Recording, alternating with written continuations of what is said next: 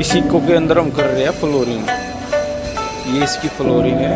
इसके अंदर हम बिछाएंगे, पहले सारी सीट बाहर निकालेंगे और फिर इसके अंदर लगाने वाले हैं। ये फ्लोरिंग वाटरप्रूफ है, पूरी यहाँ आगे से लेकर बिल्कुल पीछे तक जाएगी। ब्लैक कलर की है ये, इसके अंदर शेड है डब्बे वाली। और अब इसके बीच में सीट निकाल रहे हैं।